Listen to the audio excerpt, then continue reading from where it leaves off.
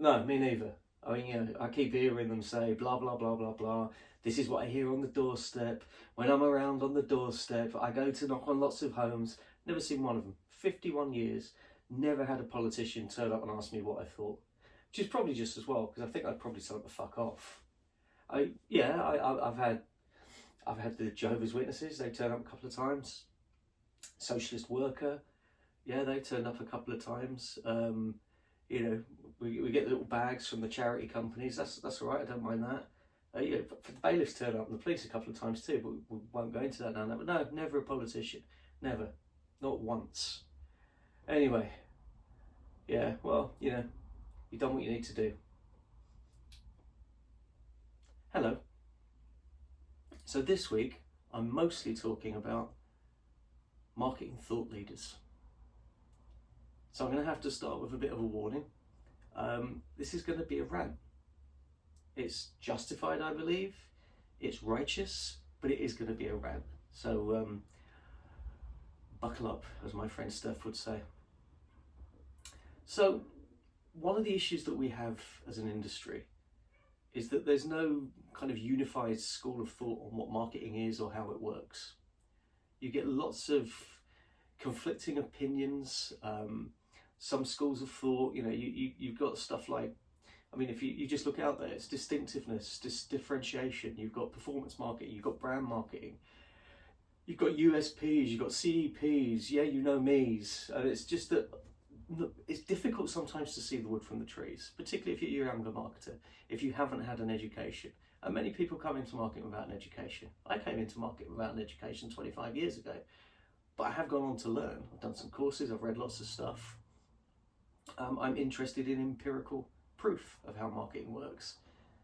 So, I've sort of trained myself in some ways and been trained with a bit of a bullshit filter for this, but I don't think it's easy to always see the bullshit. So, what we have now is we've got this whole tier of thought leaders, thought leaders leading their thoughts around the world of marketing. Some are good, some are mediocre, some are utter horseshit, and they're just bad-minded people who are just looking to fill their ego in their pockets by exploiting people that don't know enough to know that they're being exploited.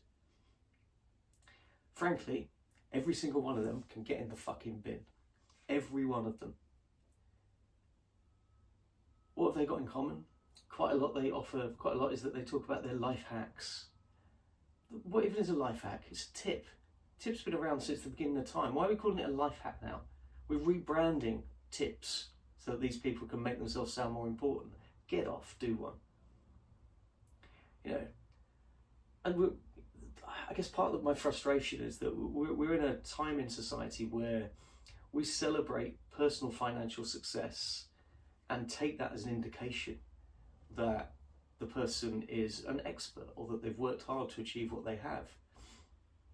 That without querying what they know and how they know it, we assume that they have some inherent knowledge that we can learn from. And it's just not always true.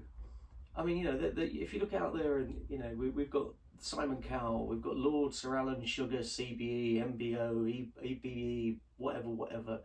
We've got Donald Trump, for God's sake. The felon-to-be former POTUS who tried to bring down the country. The guy was a game show host. A billionaire. A billionaire that started with only £1 million of his dad's money, $1 million. But even so, they're given such a buy by society. And we can see that politically, and we can see that in the marketing world. People look there and they see people with, their huge followings, out there posting stuff regularly. It all looks fairly slick, and they think, this person probably knows what they're talking about. I can learn something here. They see the acolytes celebrating it. They see it being reshared.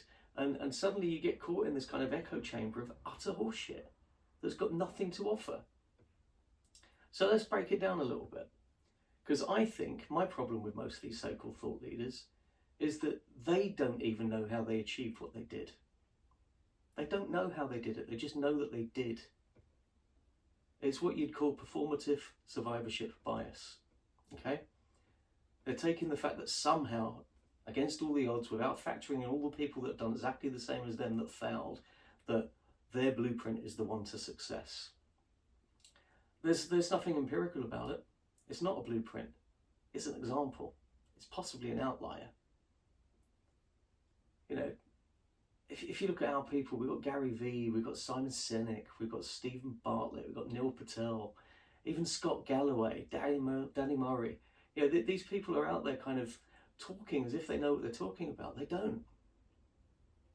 I'll tell you why. The first rule of marketing is that you're not the consumer. Okay? Start from the basis that you don't know, and you have to learn from the consumer. None of these people have learned from the consumer. All they've done is taken their own thoughts and developed that out into a pattern that they can exploit for their own gain. And it bores my piss. So I guess what I'm here to say is, can we as a marketing community come together, share our learned and earned knowledge, mentor, support younger people in the industry getting a voice, being able to ask questions without getting a pile on. You know, we don't want to go back to sort of COVID era Twitter when middle-aged white men in marketing, as Mark Pollard has put it, and I think correctly, just went on the rampage and started pulling people down out of frustration. A lot of people are posting what they believe is true because they've read it from someone senior or someone supposedly a thought leader. Let's help those people by showing them the way, showing them how marketing works, making our industry better. Because, you know, the future marketers, they are the future. You know, and we've got to teach them well and let them lead the way. And we've got to show them all the beauty they possess inside and give them a sense of pride.